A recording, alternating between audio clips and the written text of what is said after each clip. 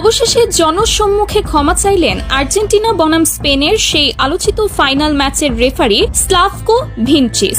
চাপের মুখে পড়ে অবশেষে স্বীকার করলেন ম্যাচ চলাকালীন কেন বারবার আর্জেন্টিনার খেলোয়াড়দের বিরুদ্ধে ফাউলের বাঁশি বাজিয়েছেন এবং কার্ড দেখিয়েছেন তিনি, এবং এর তীব্র প্রতিবাদ জানালেন ব্রাজিলিয়ান ফুটবলার নেইমার জুনিয়র। অন্যদিকে সংবাদ সম্মেলনে দাঁড়িয়ে খোদ লিওনেল মেসি জানিয়ে দিলেন কিভাবে ইচ্ছাকৃতভাবে তাদের এই ফাইনাল হারানো হয়েছে আর কেনই বা মেসি এই টুর্নামেন্টে গোল্ডেন বুট কিংবা অন্য কোনো ব্যক্তিগত পুরস্কার পেলেন না। ফাইনালের আগে থেকেই সবাই ধরে নিয়েছিলেন এই ম্যাচ হবে একেবারে হাড্ডাহাড্ডি এবং সমানে সমানে এক লড়াই। বাংলাদেশ সময় রাত 1টায় শুরু হয় এই মহা গুরুত্বপূর্ণ ফাইনাল। খেলার শুরুটাও হয়েছিল ঠিক তেমনই। আর্জেন্টিনা যথেষ্ট ভালো খেলছিল, স্পেনও নিজেদের সাধ্যমতো ভালো ফুটবল উপহার দিচ্ছিল, কিন্তু খেলার বয়স যখন 10 মিনিট পার হলো তখন থেকেই শুরু হলো এক রহস্যময় পরিবর্তন। আর্জেন্টিনা যেন হঠাৎ করেই নিজেদের স্বাভাবিক খেলার ছন্দ ভুলে গেল। একের পর এক ভুল পাস, উদ্দেশ্যহীন শট, বল কাকে দিচ্ছে কেন দিচ্ছে যেন কিছুই তারা বুঝে উঠতে পারছিল না মাঠে। অন্যদিকে স্পেনের খেলায় ছিল এক অন্যরকম সৌন্দর্য।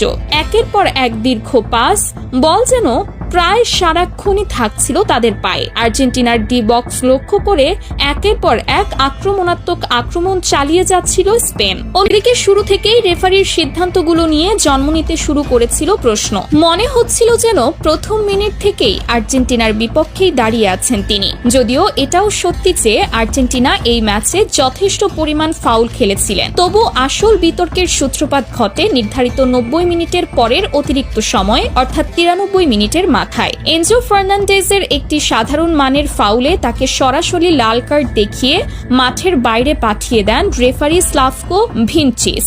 লাল কার্ডের সিদ্ধান্তের সঙ্গে সঙ্গেই মাঠে থাকা লিওনেল মেসি সহ বাকি খেলোয়াড় এবং মাঠের বাইরে থাকা কোচ লিওনেল স্কালোনি তীব্র প্রতিবাদ জানান। তারা দাবি করেন VAR প্রযুক্তির মাধ্যমে সিদ্ধান্তটি আরেকবার পর্যালোচনা করা হোক, কিন্তু রেফারি সেই দাবিতে কর্ণপাত করেননি। নিজের সিদ্ধান্তে অনড় থেকে লাল কার্ড প্রত্যাহার করেননি একবারের জন্য। এই মুহূর্ত থেকেই আর্জেন্টিনার খেলা আরো তলানিতে গিয়ে ঠেকে। স্পেনের মতো এত সুসংগঠিত এবং গোছানো একটি দলের বিপক্ষে মাঠে একটি খেলোয়াড় কম নিয়ে খেলাটা আর্জেন্টিনাকে ভেতর থেকে কুড়ে কুড়ে খেতে শুরু করে। ঠিক এই সুযোগেই স্পেনের ফরওয়ার্ড ফেরান তোরেস গার্সিয়ার একটি গোলে এগিয়ে যায় স্পেন। ভাই মেসি আমার আব্বা, মেসি আমার আব্বা। আপনার আসল আব্বাকে বেশি ভালোবাসেন নাকি মেসিকে ভালোবাসেন? মেসি রে, মেসি রে, মেসি মেসি মেসি, ভাই মেসি আব্বা, মেসি মেসি মেসি আমার আব্বা, মেসি আমার আব্বা।